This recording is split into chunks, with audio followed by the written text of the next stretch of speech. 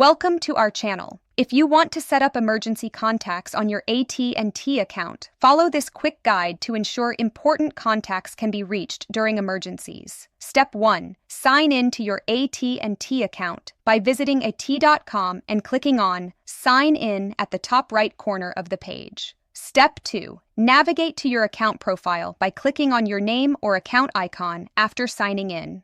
Step 3. Look for Profile or Account Settings in the menu options to access personal information management. Step 4. Find the section for emergency contacts or authorized users. This is typically under Account Security or Profile Management.